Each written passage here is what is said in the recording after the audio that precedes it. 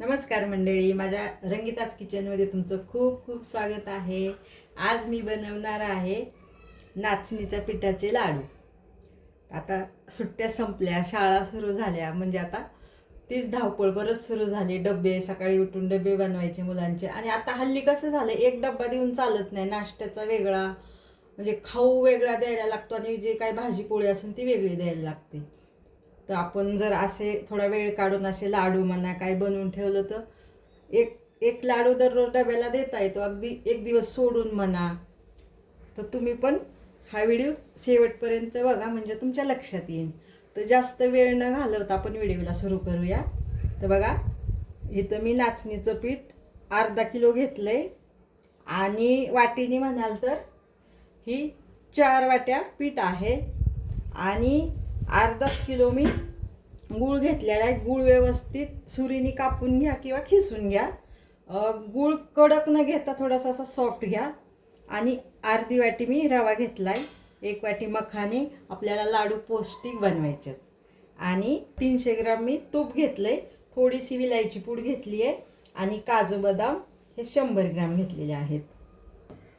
तर बघा, कढई मी गॅसवर ठेवली. कढई आपल्याला जाड तळाचीच बघून घ्यायची आणि थोडीशी पसरट घ्यायची, जेणेकरून आपल्याला पीठ व्यवस्थित हलवता आलं पाहिजे. आता आपण सगळ्यात आधी हे पीठ भाजून घेऊया व्यवस्थित. मी तूप अजिबात टाकलेलं नाही आहे. तूप आपल्याला नंतर थोडं थोडं करून टाकायचं आहे. आणि गॅसही खूप मोठा नाही करायचा आपल्याला, थोडासा कमी, थोडासा मिडियम करून हे पीठ व्यवस्थित. रंग त्याचा बदलणार नाही, कारण हे नाचणीचं पीठ आहे, समजणार नाही आहे रंग बदललेला. पण पीठ आपलं हलकं होतं. आणि पीठ नेहमी चाळून घ्यायचं. कुठलीही पीठं चाळून घ्यायची, चाळल्याने हलकी होतात. आणि त्याच्यामध्ये जर काय कचरा असेल तर तो निघून जातो. आणि टाकून हे असंच, आणि कुठेही गॅसपासून बाजूला व्हायचं नाही. सगळं पीठ भाजेपर्यंत आपण काय करतो, इकडची तिकडची आजूबाजूची कामं करायला बघतो की भाजतंय पीठ. तसं न करता इथंच उभं राहायचं आणि कंटिन्यू हे पीठ आपल्याला जास्त नाही 7 ते 8 मिनटं लागतील आपल्याला हे पीठ भाजायला.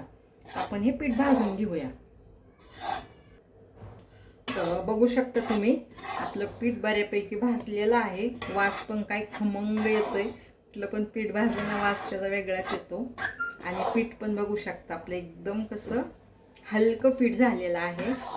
तर आता इथे मी 2-3 चमचे तूप घालून घेते ह्याच्यामध्ये. थोडं थोडं करून आपल्याला हे तूप घालायचं आहे, कारण आधी तूप घातलं ना पिठाच्या गुटुळ्या होतात आणि ते भाजल्या जात नाही लवकर. म्हणून मी आधीच कोरडं पीठ भाजून घेतलं आहे. तर बघा, 4-5 चमचे मी इथं तूप घालते आहे. तूप हे गावरान तूप आहे, घरचं. बाहेरचं तूप आणलं तर तुम्ही वितळून व्यवस्थित त्याला वापरा. गॅस मी कुठेही मोठा केलेला नाही आहे, अगदी कमी गॅसवरती. हे 7 मिनटं मी पीठ भाजून घेतलेलं आहे. आणखीन आपल्याला 2 मिनटं लागणार आहेत.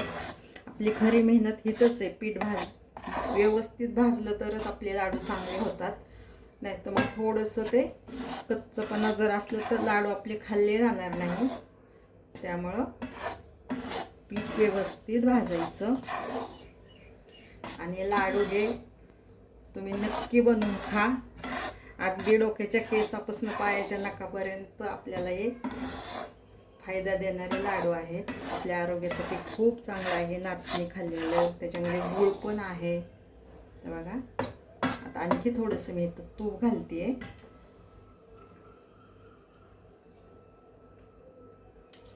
आणखी 2 मिनिटात याला आपण भाजून घेऊया. तर पाहू शकता आपलं पीठ व्यवस्थित जसं पाहिजे तसं भाजून झालेलं आहे. हे थोडं थोडं करून तूपही बऱ्यापैकी घातलेलं आहे. आता आपण हे एका परातीत काढून घेऊ. तर कढई आपली गरम आहे. आता या गरम कढईमध्ये मी हे थोडेसे मखाने पण भाजून घेणार आहे. थोडेसे भाजून घेतले ना त्याचा थोडासा कडक होतात वाटायला. बरं, मिक्सरमधनं काढायचं आपल्याला. हे हलकेसे भाजून घेते मी, कारण मुलांच्या शाळा सुरू झाल्या, टिफिनला रोज काय द्यायचं. आणि बाहेरचं मग आणलं की त्याच्यामध्ये कसं मैदा असतो. तर मैदा खाल्लेला चांगलं नाही. बऱ्यापैकी मैदा नाही खाल्ला पाहिजे. घरचंच बनवून मुलांना दिलं पाहिजे. आपण स्वतःही मैदा नाही खायचा. बघा आता हे भाजलेलं आहे, आपण काढून घेऊ. आणि हे ड्रायफ्रूट पण थोडेसे भाजून घेऊया. तुम्हाला हवा असल्यास तुम्ही ह्याच्यात आणखी वेगळे वेगळे ड्रायफ्रूट टाकू शकता. मी फक्त थोडेसे काजू आणि बदामच घेतले आहेत.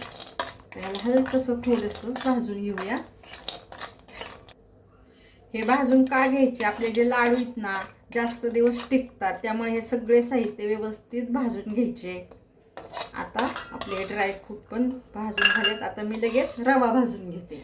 रवा पण आपल्याला रंग बदलेपर्यंत भाजून घ्यायचा आहे.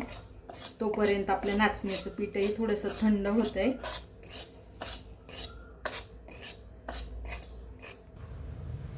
आपला रवाही छान भाजलेला आहे. आता रवा पण काढून घेऊया.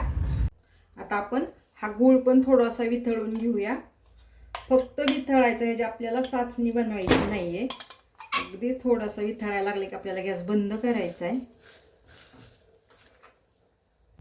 तर बघा गूळ आपला व्यवस्थित वितळलेला आहे. मी गॅस बंद केलाय.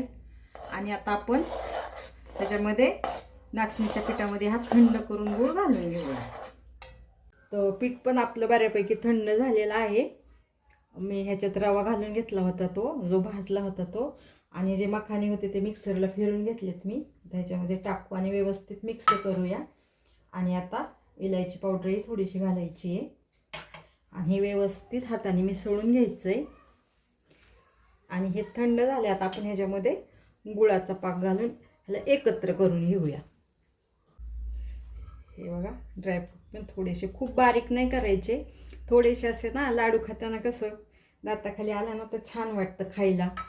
आणि रवा नाही घातला तरी पण चालतो, पण कसं होतं हे पीठ बारीक असतं ना तर लाडू खाताना आपल्या टाळ्याला चिटकतं वरती. म्हणून मग रवा घातला ना तसे तोंडात मस्त खुसखुशीत हे लाडू लागतात. आता हा वितळलेला गूळ आपल्याला इथं काढून घ्यायचा आहे. आता हे गूळ पण थंड झालाय, खूप थंड पण नाही आणि खूप गरम पण नाही. आपण आता हे एकत्र व्यवस्थित करून घेऊया. हे बघा असं थोडं थोडं करून व्यवस्थित, जोपर्यंत थोडं गरम आहे तोपर्यंत मी असं चमच्याने करते, नंतर हाताने करून घ्यायचं. हे बघा हे की नाही आपले मिश्रण अगदी व्यवस्थित. आणि हे ना हलकं कोमट आहे, थंड झालं ना तर लाडू बांधले जात नाही. आपण पटापट हे जे लाडू बांधून घेऊया. मी तुम्हाला एक लाडू पटकन बनवून दाखवते. ह्या पद्धतीने तुम्हाला हवे त्या आकाराचे तुम्ही बनवू शकता. मी तर ह्याच आकाराचे बनवणार आहे. एक दोन लाडू तुम्हाला मी बनवून दाखवते. तसं तर व्यवस्थित मिश्रण हे मिक्स झालेलं आहे, तर तुम्ही पाहू शकता. ह्या पद्धतीने आपण सगळे लाडू बांधून घेऊया. सगळं तर बघा ह्या पद्धतीने आपले सगळे लाडू बांधून झालेले आहेत. आणि मी थोडेसे इथं पिस्ते लावून घेतलेले आहेत. आपण डाळीच्या पिठाचे लाडू करतो तर थोडेसे पिवळे असतात, ते छान वाटतात. रव्याचे केले तर ते पांढरे शुभ्र असतात. आणि नाचणीचे असल्यामुळे थोडेसे काळे वाटतात ना, तर म्हणून असं थोडंसं लावलं तर छान दिसतंय. तर तुम्हाला माझा व्हिडिओ कसा वाटला मला कमेंटमध्ये नक्की सांगा. चॅनलवरती नवीन असाल तर सबस्क्राईब करा. आणि जाता जाता एक लाईक करायला विसरू नका.